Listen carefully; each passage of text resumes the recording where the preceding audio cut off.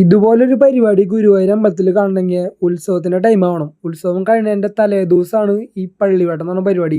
ഞങ്ങളന്ന് പോയപ്പോൾ അവിടെ ഫുള്ള് ലൈറ്റ് ഒക്കെ ഇട്ട് നല്ല അടിപൊളിയായിട്ട് പരിപാടിയൊക്കെ ചെയ്തിട്ടുണ്ടാകുന്നുണ്ടാ. ഉത്സവത്തിന്റെ ടൈമിൽ ഞാൻ ആദ്യമായിട്ട് ഗുരുവായൂർക്ക് പോകണം. സംഭവം ഇവിടുന്ന് 10-25 കിലോമീറ്റർ അടുത്താണെന്ന് പറഞ്ഞാലും ഇങ്ങനെ പോകാറൊന്നുമില്ലേ. അപ്പൊ ആദ്യമായിട്ട് ഉത്സവത്തിന് പോണേ. അപ്പൊ കുറച്ചു നേരം ഇങ്ങനെ കൊട്ടൊക്കെ കണ്ടുവന്നു. പിന്നെ പന്തലൊക്കെ നല്ല അടിപൊളി രസം ഉണ്ടാകുന്നുണ്ട് കാണാൻ. വേറെ ലെവലായിരുന്നു പന്തലൊക്കെ. പിന്നെ അമ്പലത്തിന്റെ ആ നടപ്പന്തലിലുള്ള മാൽവെള്ളം മഞ്ഞ കളർ ഗോൾഡൻ കളർ അതിൻ്റെ ഉള്ളിൽ കൂടെ അമ്പലത്തിന്റെ ഗോപുരം കാണുമ്പോണ്ടല്ലോ വേറെ ലെവല് ഫീൽ ആവുന്നുണ്ടാ. പിന്നെ ഈ കാണുന്ന ഡിജിറ്റൽ സ്ക്രീനിൽ വരുന്ന കണ്ണല്ലേ, അത് നമുക്ക് അവിടെ കണ്ണുകൊണ്ട് നോക്കി കഴിഞ്ഞാൽ കാണാൻ പറ്റില്ല. ഫോണിൽ എടുക്കുമ്പോൾ നല്ല ക്ലിയർ ഉണ്ട്. ഞായറാഴ്ച ആയ കാരണം നല്ല തിരക്കുണ്ടായിരുന്നു. പിന്നെ ഉത്സവമല്ല, കുറെ പേര് വന്നിട്ടുണ്ടായിരുന്നു. അപ്പൊ ഈ പൂരം ഉള്ളിൽ കയറി കഴിഞ്ഞ് ഇറങ്ങിയാലാണ് പള്ളിവേട്ട തുടങ്ങുക.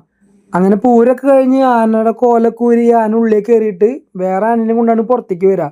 അങ്ങനെ പുറത്തേക്ക് പോയിട്ട് അവിടെ വേഷം കെട്ടി കുറച്ച് ആൾക്കാർക്ക് വെയിറ്റ് ചെയ്തിട്ടുണ്ടാവും കേട്ടോ. അപ്പൊ അവിടെ പോയിട്ട് അവരുടെ ഗേറ്റൊക്കെ തുറന്ന് വിട്ടിട്ട് പള്ളിവേട്ടയുടെ സംഭവം തുടങ്ങും. ഇതുപോലെ കുറേ മൃഗങ്ങളുടെ വേഷമൊക്കെ കെട്ടിയിട്ട് ഇങ്ങനെ ഓടി വരും. സംഭവം നല്ല രസമുണ്ടായിരുന്നു കാണാൻ. ഞാൻ ഈ സംഭവം ആദ്യമായിട്ട് കാണണേ.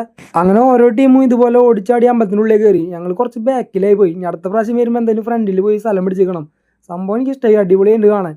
പിന്നെ ഇതുപോലെ കമ്മലും ഇതൊക്കെ ഉണ്ടായിരുന്നു. പിന്നെ ഇത് കൊടുക്കാറില്ലാത്ത കാരണം ആ ഭാഗത്ത് നമ്മൾ സ്കിപ്പായി. പരിപാടി കഴിഞ്ഞ് വീട്ടിൽ പോകാൻ തിരിച്ചിറങ്ങിയിട്ട് ഒന്ന് തിരിഞ്ഞു നോക്കിയതാ.